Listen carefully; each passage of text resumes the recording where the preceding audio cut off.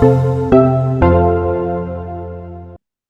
we do research on mice. Oh, okay. All right. So far, everybody's doing a really good job. I appreciate you guys putting so much time. Hopefully we continue. Okay. So this is a case, I might have touched it. okay. So it's a 58-year-old female from Thailand, had evaluation for LASIK, concerned that her visual acuity was not normal, no real medical history, 2025 OU, normal pressure, and just 1+ NS. Nothing too crazy.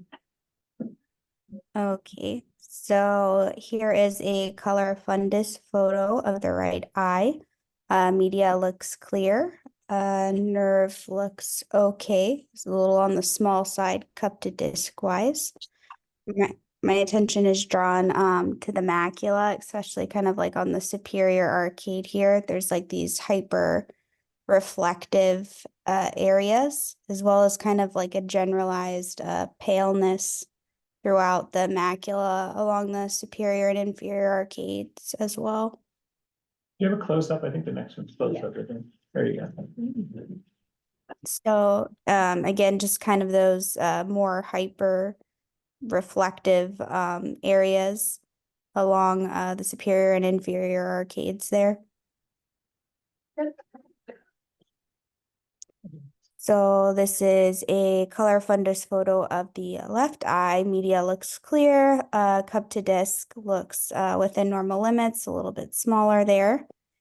And again, you can see these kind of hyper reflective little areas throughout the superior and inferior arcades, and kind of a little bit of a paleness of the macula. And then in the periphery here, is that like a little bit of reticular degeneration inferiorly there? No. Just the pigment. You can sort of use colors and pigment and Okay. changes. So what do you just? Oh, sorry. Oh, no, you're fine. And then again, just kind of a more zoomed in view, and you can see these several hyperreflective areas here in the macula. Yeah. Similar kind of multicolor photo, again demonstrating those hyperreflective areas throughout. How big are? How would you describe those? Go back to the color. Like, if you want to describe those a little. Yeah, so they're like a yellow, almost kind of like lipid-like, reflective lesions, very small in size. Yeah, less than 50, maybe 50. How many microns roughly? Less than 50, 20. Yeah, super small. And then how about the pigment epithelium otherwise? So the pigment, it just kind of has a generalized paleness compared to like in the macula over here, compared to kind of the periphery of the retina. Yes, so temporally it looks pretty good, and then centrally it doesn't. It looks pale, depigmented. Okay. Okay. Needed that one. Yeah, those aren't great. Okay. So this is a autofluorescence of the right eye. Attention is drawn. You have a area inferiorly here of kind of a hypoautofluorescence. And then in the kind of superior and inferior arcades circularly, you have several kind of scattered areas of hyperautofluorescence mixed with hypoautofluorescence throughout. And then kind of a generalized overall hypoautofluorescence of the macula area. The periphery is not bad though, right? No, the periphery looks normal, like or normal considering. This is a autofluorescence of the left eye. Similar findings to the right eye. Generalized hypoautofluorescence in the center of the macula there, surrounded by these kind of patchy hypo and hyper autofluorescent areas along the arcades. Ooh, okay. So this is a OCT of the right eye. And just in contrast to that last case, look at the nerve fiber on the right. Yeah, so this is real thick. The one we looked at last time was thin. That's all right. I think it's normal. It's a little thick maybe, but it's okay. And then just kind of some irregularity right here where the fovea is along the outer layer. Overall, just kind of like I mean, the inner layer, sorry. Overall irregularity of the inner retinal layers there. Outer retinal layers looked somewhat intact, but the RPE might be a little patchy, kind of parafoveally. Mhm. And then this, Oh, sorry, we're gonna. no, you're fine. You're good. Okay. This is a OCT of the left eye now. Again, you can kind of see this irregularity of the inner layers of the retina here. And then lower down into the outer layers of the retina, it looks like maybe a little bit of elevation, not really a great foveal contour in this eye. And then maybe just some irregularities of the RPE layers, like parafoveally there as well. So do you see that membrane on the surface of the retina? And then it kind of looks like an ERM type thing, but Yeah, that's in both eyes. Yeah. It's interesting though, if you look at the picture, there's an ERM, but if you look above it, do you think the vitreous is still attached or do you think it's detached? it kind of, I mean, superiorly there, it's kind of hard to tell. It looks like the hyaloid base is intact, but Yeah, the other eye especially, hard and to the next tell. one. Yeah, that looks definitely intact. You can kind of see the Yeah, premacular there you versus. can see it a little better. Just kind of curious. So I can, click What? through a couple so you can see. Okay, so this is the FA. As it's kind of filling here, you can again see that like an area of a decreased fluorescence there in the macula. And then that area of paleness that we saw earlier in the color fundus photo looks a little bit underperfused. So, And then this is still the right eye, kind of towards the end here. You can see kind of areas of leaking or, oh, I'm bad at leaking versus pooling versus staining, but it looks like it gets worse as time goes on. So it looked like on the arcades there was like a little bit of leaking in one of the photos you showed. Probably more staining. yeah, I was trying to, Okay. I was like, is it leaking? It's Yeah. not, I was doing the same thing as you though. I think it's kind of staying in the same area, but it is, Yeah. it is, you know, obviously not like clear borders like sometimes staining is. And I also wasn't sure about window also, so had some trickiness with this one too. We'll go the other eye. Oh, here's more pictures. Yeah, so I was looking for something in the periphery. The periphery looks nice. Yeah, it's like, It's oh, we're just going to different. It's like there anything in the periphery. So, angles. yeah, the periphery is Yeah. definitely good. Okay, so then this eye, So I'll the click through. Oh, yeah, so this is kind of similar findings over to the right eye. It's a FA. And you can see these kind of areas of staining, I guess we'll call them. And some areas of hyperfluorescence and hypofluorescence. Mhm. And then over here, maybe kind of similar area. Yeah. But the And I think- periphery again looks pretty good. Mhm. It's pretty contained.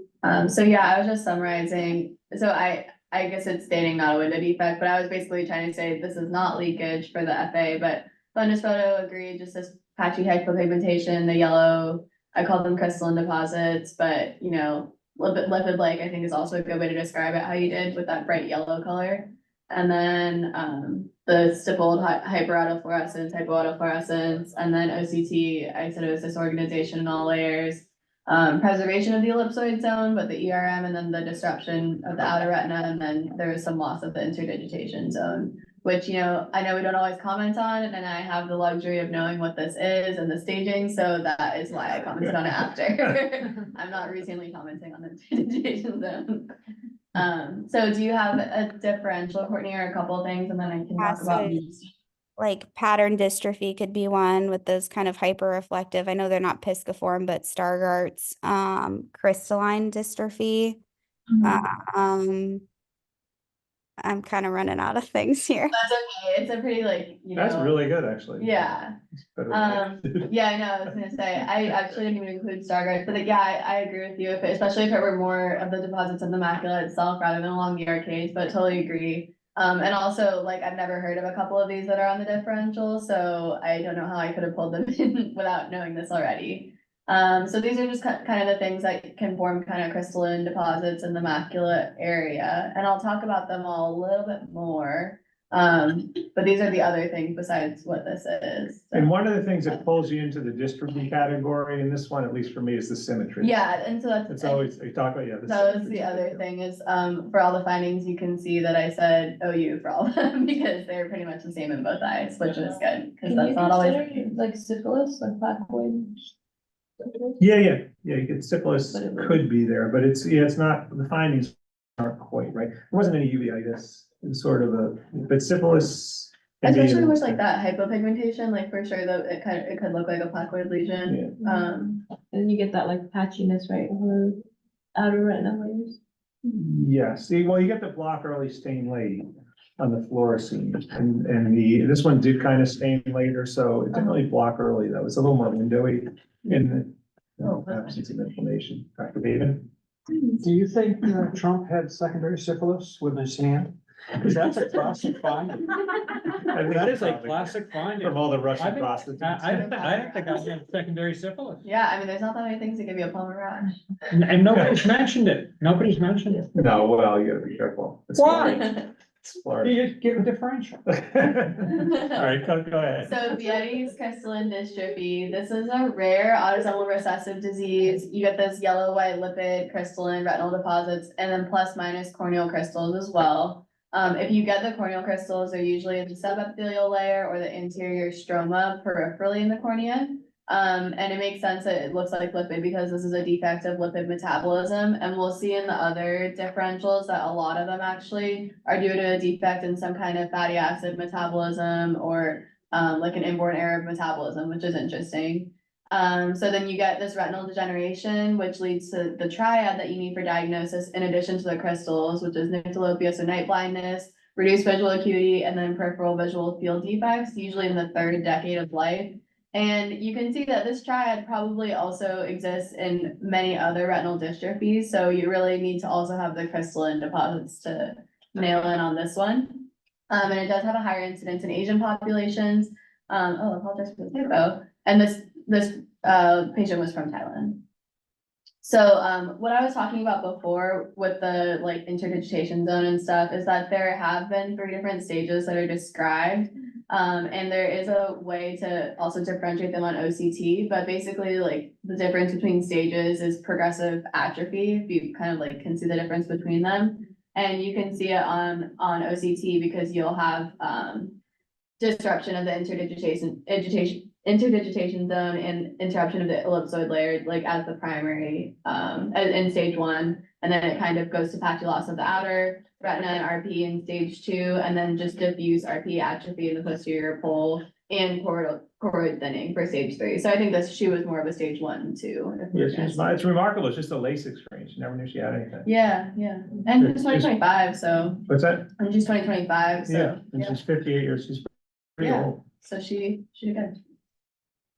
So, and that's good that she's doing well because there's not really any proven treatment for it. It's like some. Yeah, so you follow it annually, make sure that you don't get any, you can get macular hole associated with it, like Sabrina was talking about earlier. You can get CME, atrophy, and then also CMV. So really the only treatment is you can do anti-VEGF if they do develop CMV. Ideally, you just never develop it though. And then if not in this patient, hopefully, but patients who have more progression and more atrophy, then they would need the low vision referral later in life.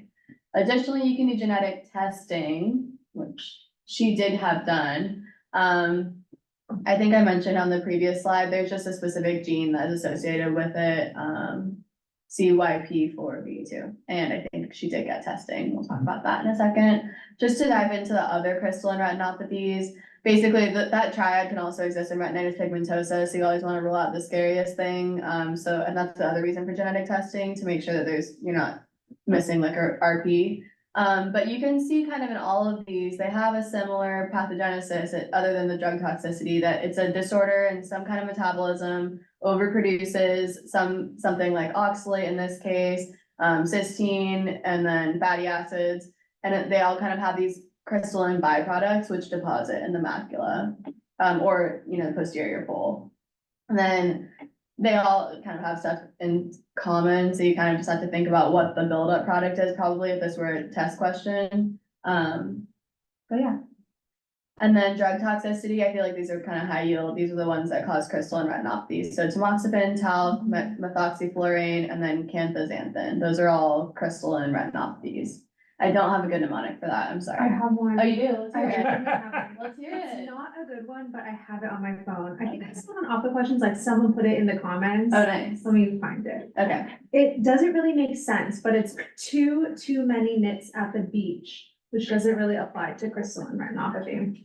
But Oh. basically, T is for tamoxifen, the other T is for talc, M is for methoxyfluorine, N is for nitrofurantoin, B is Bietti, EA is ethylene glycol / antifreeze, C is canthaxanthin, and then H is the primary hereditary hyperoxaluria. Okay, nice. What about pentosan? What? Pentostatin, I don't think that's crystalline. The cystic, what is it? Kidney, the bladder thing. Yeah. Go ahead, so what's the word, what's the phrase? Too many nits at the beach. Knits like knitting. No, it's like bugs. bugs. Oh, knits. No Sims. Yeah, Oh, exactly. okay. I like pictures of knitting. And so she did have this mutation, she was heterozygous for this mutation, so that ties us all together. And So you then, have to be actually, I think she. oh, you're go back. homozygous? Yeah, I think she had, because it's autosomal recessive, so she had two. Oh, yeah, so So she was, which is pretty rare, this is why it's kind of Yeah. cool, the pictures are beautiful. I didn't really know what to say about which is pathogenic, Yeah. though it's heterozygous, I wasn't sure. Yeah, so she's home. she's actually, it's funny the way they say it, but she's Yeah. homozygous for the CYP. Right. Yeah, so corneal OCT scans were done, except there were no crystals, and this is actually not uncommon, they don't always have corneal crystals, that's why it's plus minus and not needed for the diagnosis. But some people will, and this is just a corneal OCT, I had never seen one of these before. Yeah, but it's Dr. not- Cohen I thought told it'd be me cool. this is normal, so this is a normal corneal OCT. And, has she had cataract surgery or not? I don't No, I think think she so, it was. doesn't look like on the She screen. goes backward. I thought I saw the wound. there, Oh. But it would be a very shallow wound, Oh, actually, okay. just kidding. Okay,